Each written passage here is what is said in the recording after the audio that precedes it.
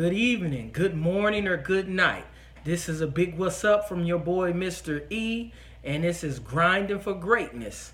We're going to talk about the power in your position, right? And I'm going to give you a quick story about me and one of my cousins. We would go down to the basketball courts to play basketball. And he was one of those people that was super athletic. He played football. He was a beast. He played basketball. He could wrestle. You know, he probably could golf if he picked up a golf stick. It didn't really matter what it was that needed athletic ability. He could do it. When we would go down to the courts and play ball, he had the ability. He was about 6'1", 6'2" already while we were teenagers, and it was one of those things that he made me seem like a better player because I can come down the court at the top of the key and just shoot it up like I'm Steph Curry, because make it or miss it.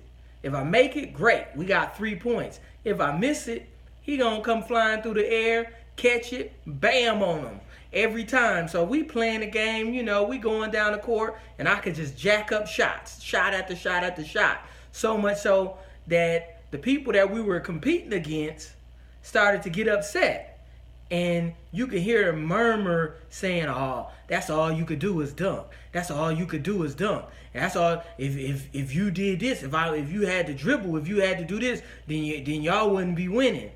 And for a quick minute, they started to get in his head and started to make him feel like he needed to prove that he could dribble and prove that he could shoot and prove that, you know, he could do all these other things on the court that maybe or maybe not they could stop him at.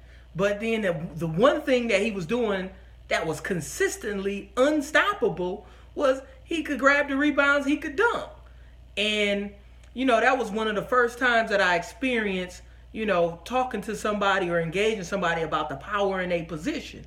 Because I had to, like, call us a quick little hood timeout and was like, man, like, yeah, I see they saying you can't dribble, so you want to try to dribble, you want to try to, you know, you want to prove to them that you can do all these things. But then this thing, what we doing is like gravy. We just coming up next. We sitting people down because no one figured out how to stop you from doing what you're doing. They haven't been able to stop what we put together. So why would you leave the position of power to go to another position that may be a position in which you need to enhance your skills on in the middle of battle, in the middle of the opportunity to reach your greatness? If our goal is to win as many games as possible, why would you go to something you need to work on in the middle of that while they can't stop what we're doing right now? Our position of power was what we was doing. I come down the court, I shoot it up, I make it, great, 3 points. I miss it, he catch it off the rim. Not only do we get the 2 points, but then we also get the mental edge and we get the momentum, because then people constantly feeling like they can't stop us, right? So then, you know, we focused on that, and we wouldn't get, nobody would sit us down. Like, we stayed on the court until we felt like getting off. But he had to embrace the power in the position in which he was in. And then we translate this to life. You look at yourself and think about how many times you go through life and people say, "Oh, you know, you could sing. You know, you could write. You a good writer, or you a good speaker, or you know, whatever it is that you do that people feel like you do it well. It's almost like unconsciously you do it well." Most of the times what happened is you'll go into a place where you want to prove that you're not just that. You're not just a singer, or you're not just a good rapper, or you're not just a good hook man, or you're not just a good writer. You want to prove, you want to show that you could do all of these other things, right? And there's nothing wrong with, in your private time, you practice on the things that you want to get better at. But then when it's time to perform, you go to what you know. You go to your power, the power in the position that you're in. So then if you can do these things naturally, don't minimize your greatness by going away from your power. And we do this all the time. We want to prove to people that we something else that they said that we're not. So then we devalue the true gifts that we come here with. Because sometimes you can sing, the other person can sing, but then you sing so effortlessly, you hit the note so effortlessly that then how you sing the same song seem better than everybody else who sung the song. But then they'll try to say, well, you can't dance though. So then you want to try to prove that you can dance in the moment of your performance, where that's something you should work on in private when you practice it.